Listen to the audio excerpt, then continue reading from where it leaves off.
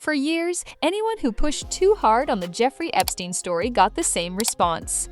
Conspiracy theorist, internet rumor, wild speculation, the kind of thing serious people do not take seriously. And then the files started coming out. The emails surfaced. Congressional members who reviewed unredacted documents came forward. And the questions that were supposed to stay juried started looking considerably less wild and considerably more like things that deserved answers a long time ago. Because what emerged was not just a list of names and connections. It was a pattern, a language, a coded system that ran through correspondence in ways that investigators, lawmakers, and forensic experts all independently described as deeply disturbing. And once you understand what was in those files, the broader conversation about who moved through Epstein's world and what that world actually was becomes impossible to dismiss with the usual deflections. Let's start with the emails, because this is the part that turned stomach-turning speculation into documented congressional testimony. Words kept appearing in Epstein's correspondence that, taken individually, mean nothing. Pizza, pasta, jerky, food references scattered through communications between powerful people. Except the context was wrong. Consistently, specifically, documentably wrong. One email read that the crew really appreciated the pizza. Another described something as better than a Chinese cookie, with an attachment referenced alongside it. Another said, "Let's go for pizza grape soda," again. And then this one, which a congresswoman specifically flagged in testimony. "You mean radiating a soft glow with the look of bliss and excitement? Yeah, that's the pizza." Congresswoman Anna Paulina Luna confirmed publicly that these emails contained coded phrases and descriptions involving minors. She stated directly that the way these words were used was not normal, and that jerky in particular did not read as food when examined in full context. A forensic language expert who reviewed the correspondence described the terminology as likely euphemisms for something significantly worse than what the words suggested on the surface. These are not internet theories.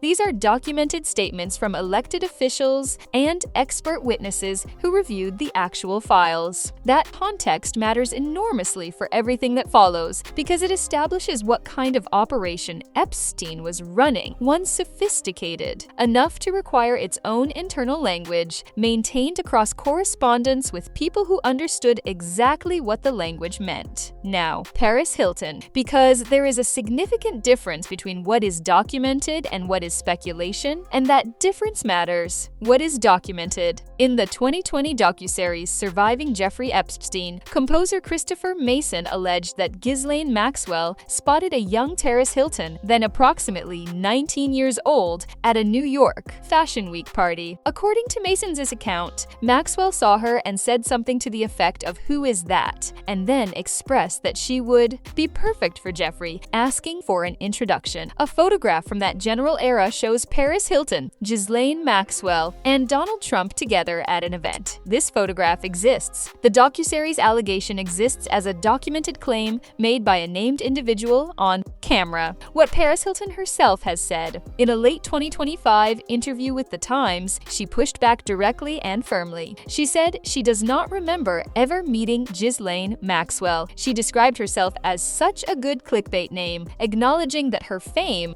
makes her an easy and frequently used target for these kinds of associations. She stated she had no recollection of any alleged recruitment attempt and emphasized that she was busy living her own life during that period. Her denial is clear, consistent, and on record. That is the full documented picture. A named allegation in a documentary. A photograph showing proximity. A direct denial from Paris herself. What that adds up to is a question that has not been answered, not a conclusion that has been reached. Anyone presenting it as confirmed connection is going beyond what the evidence supports. What makes Paris Hilton's name appear in this conversation at all, beyond the docuseries allegation, is the broader context of who she was, where she moved, and what she has since disclosed about her own experiences as a young woman in elite spaces. Paris has been publicly and extensively open in recent years about the abuse she endured in so-called troubled teen facilities as a teenager. In her 2020 documentary, This Is Paris, and in congressional testimony, she described described being taken from her home in the middle of the night, force-fed medication, physically restrained, and systematically mistreated by staff. She testified before Congress in support of the Stop Institutional Child Abuse Act. This is documented. This is verified. This is Paris herself,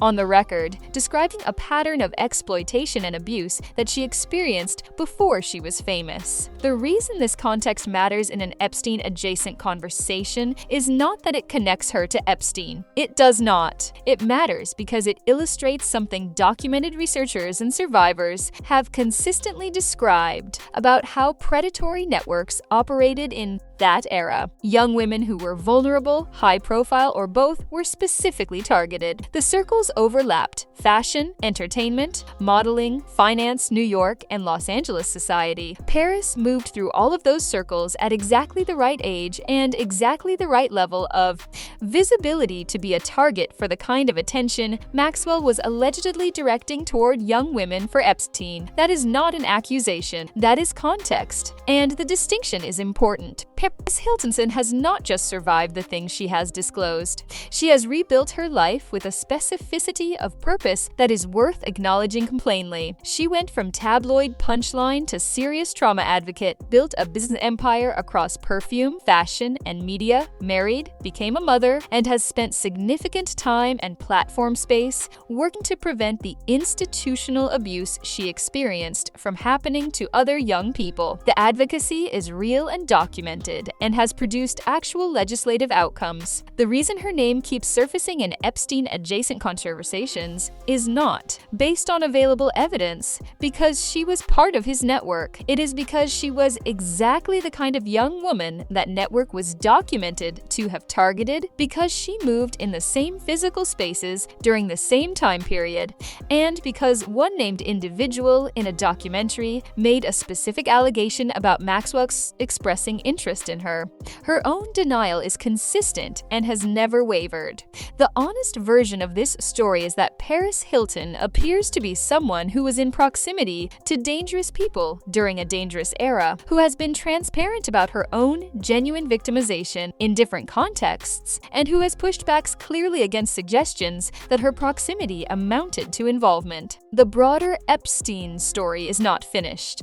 The files that have been released have confirmed enough to make the coded emails, the congressional testimony, and the documented network of associations impossible to dismiss as internet conspiracy. The questions that serious people were told to stop asking have turned out to be the right questions, and the process of understanding who knew what, who was involved, and who was simply in the wrong rooms at the wrong time is going to take considerably longer than any single documentary or file release can resolve. What it requires is exactly what it has always required: precision about what is confirmed, transparency about what is alleged, and the discipline to hold the difference between those two categories, even when the confirmed parts are disturbing enough to make the speculation feel justified, because the moment speculation gets treated as confirmation, the people who actually deserve accountability get protected by the noise, and the people who deserve to be understood as victims get lost in it. The files came out, the questions are legitimate, the answers are still being found,